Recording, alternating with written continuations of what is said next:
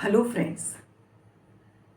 आज का विषय है कि गलत परंपराएं ना चलाएं, गलत परंपराएं ना चलाएं और गलत परंपराओं को बदलने में सहयोग करें। हम एक समाज में रहते हैं, तो इसमें हम ऐसा नहीं कि जो हमारा मन करेगा हम वो करेंगे।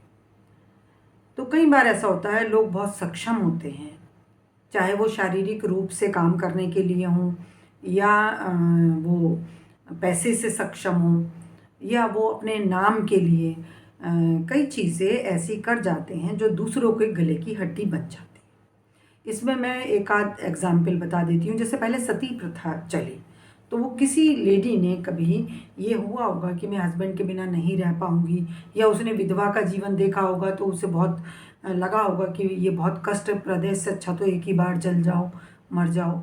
आज तक नहीं सुना कि कोई लड़का अपनी वाइफ के साथ जल गया, लेकिन किसी ने ये सती प्रथा, ये किसी ने ऐसे सती होने का रिवाज शुरू करा और फिर वो सदियों तक लेडीज़ के लिए एक समस्या बना।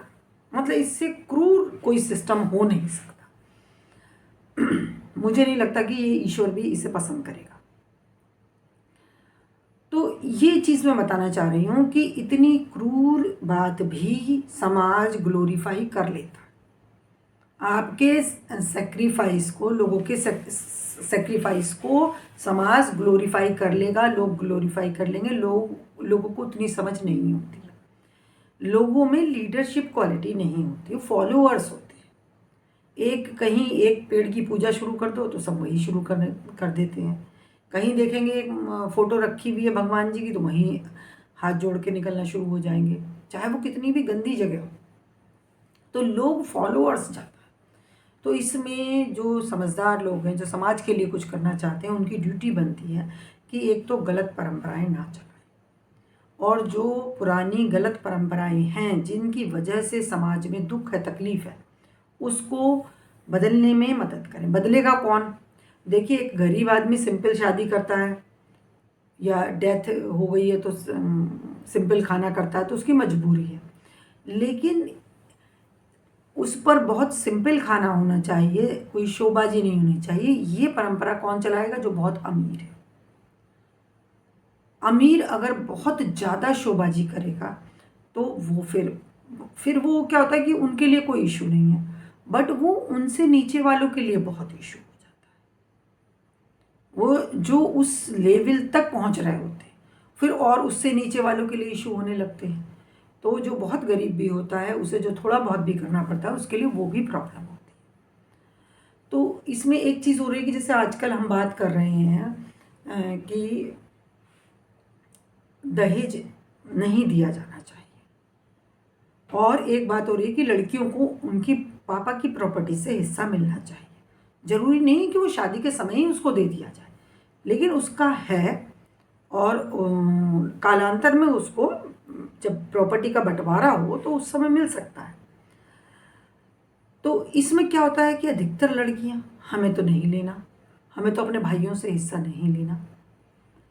ये हम एक हेल्दी परंपरा चलाने की बात कर रहे हैं, हमारा कानून इस पे बन चुका है। लड़कियों को कितना पहले टॉर्चर होती रही हैं, सुसाइड करती रही हैं, आज भी कमेंट्स आती हैं कि हम परेशान हैं ससुराल में और हमें कहीं जाने की जगह नहीं है, बच्चों को लेकर हम कहाँ जाएं। तो लड़की के लिए जब गवर्नमेंट ने उसके मकान में हिस्सा दिया है, पापा के मकान में हिस्सा दिया, प्रॉपर्टी में हिस्सा दिया, तो जो लोग ये कहते हैं कि हमें नहीं चाहिए, तो देखिए, आपको नहीं चाहिए, लेकिन आप ये एक हेल्दी परंपरा नहीं चला रहे हैं। ये आप इस बात को नॉर्मल नहीं होने दे रहे हैं। पहले ही हस्बैंड्स की ईगो आती है, बहुत सारे हस्बैंड्स अड़ जाते हैं कि भाई हम तो नहीं लेंगे। हम तो एक लेडी मिली, बोली मेरा तो बहुत मन था, मेरे भाइयों के पास तो बहुत था और मैं चाह रही थी मैं भी अपना हिस्सा लूं, लेकिन मेरे हस्बैंड ने तो बिल्कुल मना कर दिया। वो कह दिया मैं तो घर छोड़ के चला जाऊंगा। अरे भाई, तुम क्यों घर छोड़ के चले जाओ? उसकी प्रॉपर्टी है, वो लेना चाहती है, तो आप कौन होते हैं रोकने वाले? हस्बैंड कौन होता है रोकने वाला?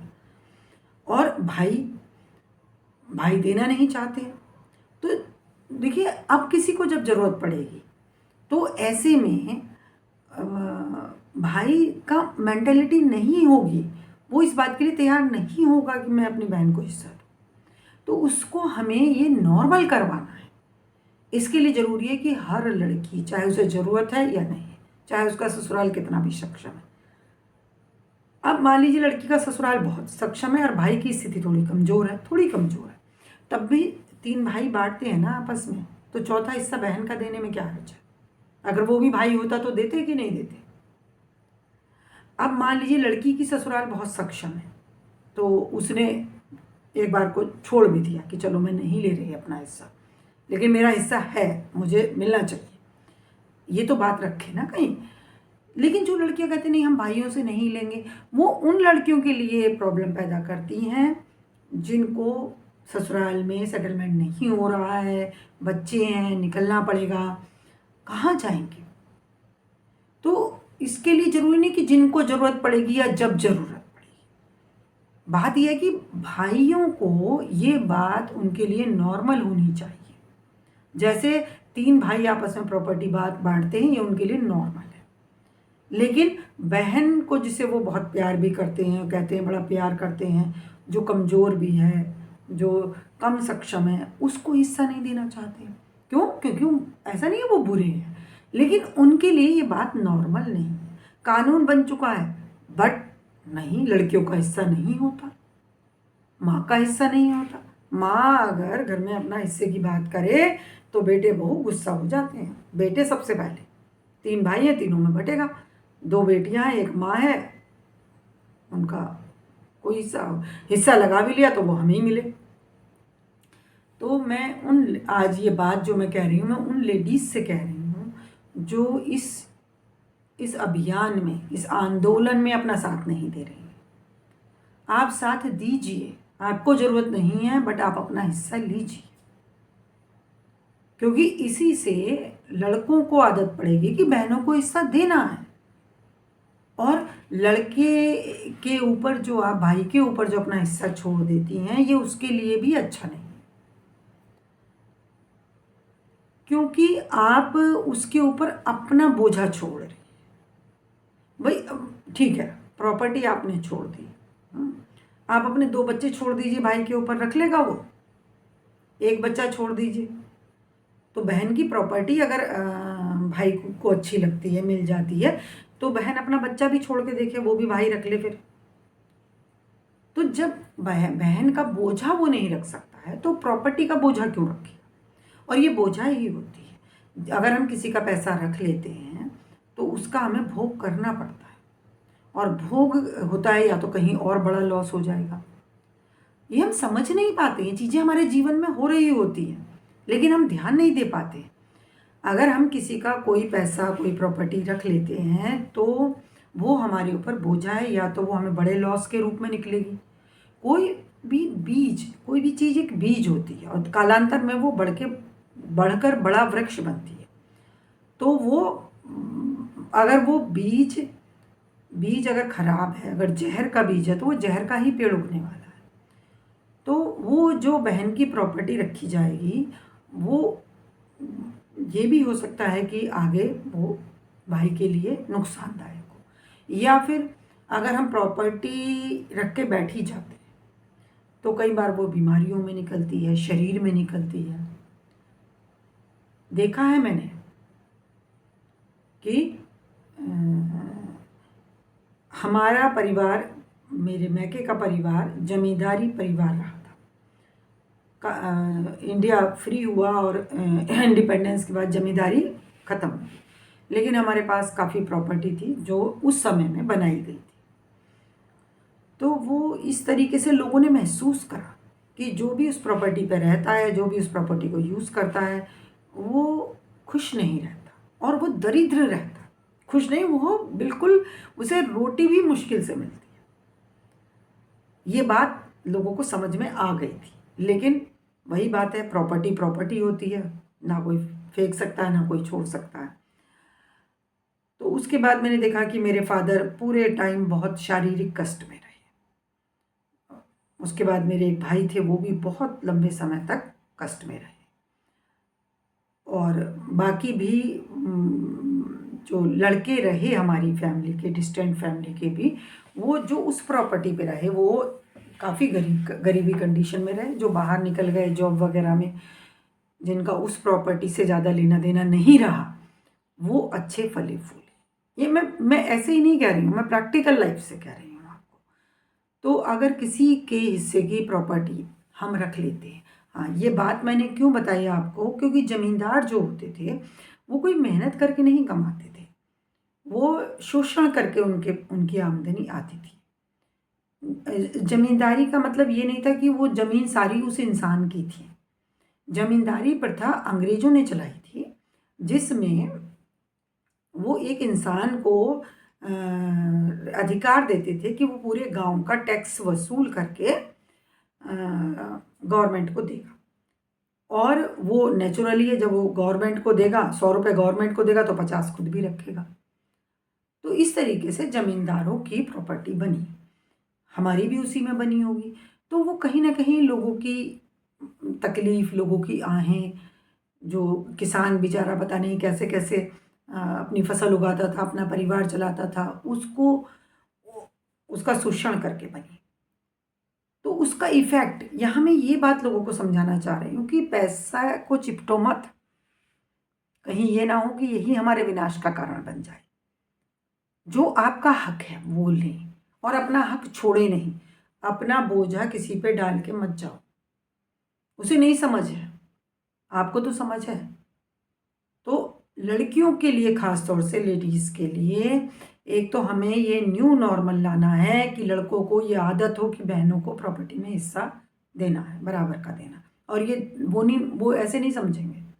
कानून बन चुका है, अब कानून को लागू करवाना हमारी ड्यूटी है कि हम लें। अब आप बताइए फिर गवर्नमेंट की क्या दोष है, जब कानून बनने के बाद भी आप लेने के लिए तैयार नहीं हैं, तो आप उन लड़कियों के लिए प्रॉब्लम पैदा कर रही हैं जिनको ससुरालों में प्रॉब्लम आती है, और वो बहुत बड़ा तबका है। तो न्यू नॉर्मल चलाने में मदद करें। अब आप बहुत कुछ कर सकते, मान लीजिए कुछ लेडीज़, हाँ आजकल क्या होता है, लेडीज़ जॉब करती हैं और कुछ लोग भाई एक्स्ट्रा स्ट्रॉन्ग होती हैं, वो जॉब भी कर लेती हैं, वो घर के भी सारे काम कर लेती हैं, वो सबकी सेवा कर लेती हैं भाग भाग के। तो जब आप फिर एक परंपरा चला रहे हैं, फिर लोगों को आदत पड़ जाएगी कि भाई जॉब के साथ तो सारी लेडीज़ सारा काम कर रही हैं, तुम ही क्यों नहीं कर रही है। भाई थोड़ा सा बैठो, थोड़ा सा औरों को भी करने दो, इन्वॉल्व करो घर के अंदर। अगर आप जॉब करती हैं तो आप धीरे धीरे लोगों को इन्वॉल्व करो कि सबकी ड्यूटी है, आप कर सकती हैं, फिर भी इन्वॉल्व करो। इससे एक तो सब सेल्फ डिपेंड बनेंगे। कम से कम अपने बच्चों को तो इन्वॉल्व करो, करने दो उनको काम, मत उठ उठ के उनके लिए खाने परोस के दो। 2 पराठे कभी वो खुद भी बना के खा लें। आप भी अपने आप को, एक बच्चा, 2 बच्चे हैं, एक आप हैं तीसरी, मिलके करो काम। कर सकती हो फिर भी मत करो। क्यों? क्योंकि आप दूसरे को नकारा बना रहे, कल को वो अपने जीवन में दुख उठाए, उसको आदत ही नहीं पड़ेगी, आप पढ़ने नहीं देंगे। तो नई परंपराएं, अभी तक यही परंपरा चली आ रही है कि लेडीज़ ही घर के काम देखेंगी, संभालेंगी, और कितना भी वो रात तक भाग भाग कर काम करती रहें, तो उसमें घर के सब लोगों को इन्वॉल्व करना चाहिए। वो इसलिए नहीं कि आपको आराम की ज़रूरत है, आपको तो आराम की ज़रूरत है, बट उन्हें भी ट्रेनिंग की ज़रूरत है। और ये एक नॉर्मल बात होनी चाहिए घरों में कि सबकी ड्यूटी है। अपने कपड़े अच्छे से तय करें, अपनी अलमारी लगा के रखें, 2 पराठे सेक के खा लें, चाय बना के पी लें, पानी आ रहा तो पानी भर दें। वो एक लेडी की ही ड्यूटी नहीं है। जैसे 2 बहन भाई या 2 बहनें मिलके काम करती हैं, ऐसे ही सबको मिलके काम करना है।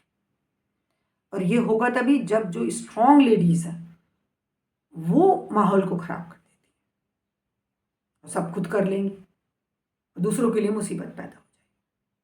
और ये मैं सिर्फ 1-2 एग्जाम्पल आपको बता रही हूँ, ऐसे समाज में हजारों एग्जाम्पल पर भरे पड़े हैं जो हम गलत परंपराओं को बढ़ावा दे देते हैं। यहाँ मैं एक और एग्जाम्पल बताती हूँ। हम एक राजस्थान में एक शादी में गए, तो वहाँ शादी अच्छी थी, ठीक ठाक थी। तो लड़की वालों ने जब मिलनी करते हैं और मिलनी के समय कुछ देते हैं, तो लड़की वालों ने मिलनी की और जब हमें लिफाफे दिए और हमने उन्हें खोल के देखा तो उसमें 2-2 के 2 नोट थे, 4 रुपए थे। हम लोग शॉक्ड, हमें तो ऐसा देखने की आदत नहीं थी। हमने फिर अपने जो हमारी सिस्टर इन लॉ थी जिनके बेटे की शादी थी, हमने उनसे बोला कि ये तो भाई इसमें तो 4-4 रुपए हैं, मतलब यहाँ तो कोई लोग बेइज्जती मान लें अपनी कि भई हमें 4 रुपए दिए हैं। वैसे तो लेना ही क्यों है? लेने को बेइज्जती माननी चाहिए, बट हम तो ना मिले तो बेइज्जती मानते हैं। खैर, तो उन्होंने कहा नहीं, ये राजस्थान में यहाँ ऐसे ही चलता है। और वो क्यों चलन है? कि लड़की वाले पे बोझा ना पड़े। तो उस चलन को उन्होंने बदलाना है। वो ये भी कह सकती थी हमारी भाभी की जो सिस्टर इन लॉ थी कि हमारी तो रिश्तेदार आएंगे और हमारे यहाँ तो ऐसा चलन नहीं है, सब बुरा मानेंगे, आप सबको 500-500 रुपये दीजिए। लेकिन ये फिर एक गलत परंपरा को बढ़ावा दे देते। एक लड़की वाला दे सकता है, दूसरा नहीं दे सकता।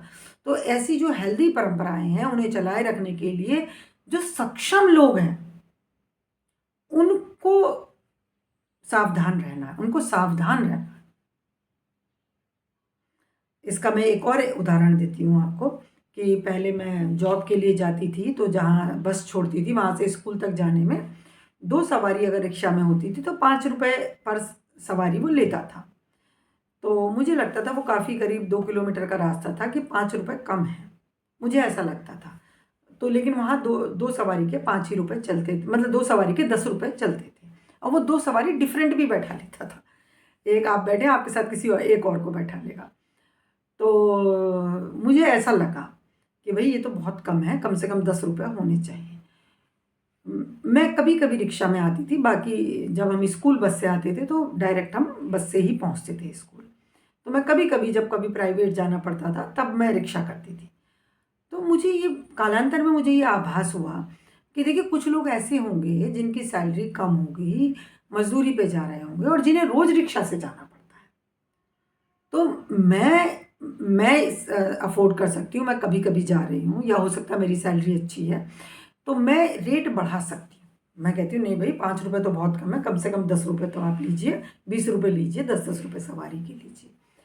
तो ऐसे में जो रोज़ जाने वाले लोग हैं या जिनका आमदनी कम है उनके लिए प्रॉब्लम हो जाएगी, उनके लिए एक बहुत बड़ा इशू हो जाएगा। तो चीज़ों की कॉस्ट कितनी होनी है या क्या परंपराएं इस मैटर में चलनी है, ये हमें सबको देख करके डिसाइड करना होता है। हम सक्षम है तो हम कुछ भी करके नहीं चल सकते। हम सिस्टम को बिगाड़ने के अधिकारी नहीं हैं, ये मैं कहना चाह रही हूँ। तो हेल्दी परंपराएं चलाएं और जो गलत परंपराएं हैं उनको तोड़ने में मिलके सहयोग करें, तभी हम जीवन को सुंदर बना सकते हैं। कोई भी परंपरा चलाएं, कोई भी नया काम चलाएं, इसलिए नहीं कि अपने नाम के लिए, मेरा बहुत नाम हो जाएगा तो मैं सबसे ज़्यादा काम करती हूँ और फिर औरों के लिए मुसीबत पैदा करती हूँ। और जो कोई कमज़ोर लड़की होगी बेचारी वो कर नहीं पाएगी और जिनके हिस्से का आप कर रहे हैं वो नाकारा हो जाएंगे। 2 तरीके से नुकसान होगा इसमें। जैसे दहेज की प्रथा ने क्या किया कि लड़की के घर वालों को तो लाचार कर दिया, इतना लुट जाते हैं वो कि बाद में लड़की जब परेशान होती है तो बड़े खून के आंसू होते हैं वो। जब अपनी लड़की दूसरे घर में दुखी होती है तो मैंने पापाओं को हार्ट अटैक आते हुए देखा है। और लड़कों को लालची बना दिया, लड़के की फैमिली को लालची बना दिया, उनको एरोगेंट बना दिया, तो वो भी पाप कर रहे हैं। आप लालच कर रहे हैं तो आप भी अपने ऊपर बोझा इकट्ठा कर रहे हैं। आप लड़की के साथ अगर मिसबिहेव कर रहे हैं, उसे टॉर्चर कर रहे हैं, उसे इंसल्ट कर रहे हैं, उसे 4 बातें सुना रहे हैं, उस पर टॉन्ट पास कर रहे हैं, तो ये आप अपने लिए कर्म बना रहे हैं। कल को फिर आपको भी एक लड़की बन के पैदा होना पड़ेगा और वही सब झेलना पड़ेगा। तो अच्छी परंपराएं चलाने में हमेशा सोचें, अभी बहुत काम है समाज में, समाज सुधार के लिए बहुत कुछ बाकी है। अपने घर से हम शुरू कर सकते हैं। प्यार ही फैलाएं। जब कोई गलती कर दे तो उसके ऊपर चिल्लाएं नहीं, उसे संभालें। तो अच्छी परंपराएं लोगों को खुश, घर के परिवार के लोग खुश रहें, चाहे वो बेटा है, चाहे वो और बहू है चाहे बेटी है, और हाँ उनको काम में इन्वॉल्व करें, उन्हें उनकी ड्यूटी का एहसास देना है, सभी कुछ खुद ना करते रहें, बहुत काम हो सकता है। मेरी यही रिक्वेस्ट है कि अच्छी परंपराओं को चलाने में सहयोग करें और गलत परंपराओं को बहुत मुश्किल है हटाना। कितनी परंपराएं रही हैं, शेड्यूल कास्ट बना के रख दिया लोगों को, तुम्हारे घर की सफाई भी करेगा और वो अछूत भी हो गया, गंदगी तुम्हारी साफ करेगा, गंदगी करने वाला अछूत नहीं है, गंदगी साफ करने वाला अछूत है, और वो निकल नहीं रहा समाज से। और ये निकालेगा कौन? जो कर रहे हैं वही तो निकालेंगे, जो गलती कर रहा है वही तो सुधार करेगा। आज भी मैं सुनती हूँ कि भाई फलानी जात की लड़की है, हम इससे काम नहीं कराएंगे। तो ऑक्यूपेशन, लोगों को रोजगार के अवसर हम मना कर दे रहे हैं क्योंकि उसकी जाति है। ये जो परंपराएं हैं ना, ये ऐसे मिटने वाली नहीं है।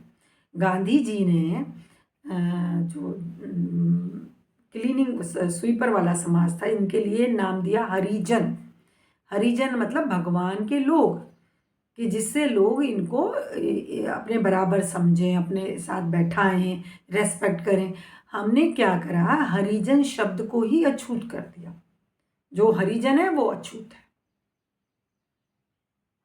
परंपराएं हमें चिपट जाती है, जैसे बीमारी चिपट जाती है ना, जान लेके जाती है, ये जान लेके भी नहीं जाती। तो इस पे विषय पे बहुत काम करना और बोलने की जरूरत है। और ये ना सोचें किसी के खिलाफ है, ये किसी के भी खिलाफ नहीं है, क्योंकि जो गलत परंपराएं हैं वो दोनों ही पक्ष के दुख का कारण है।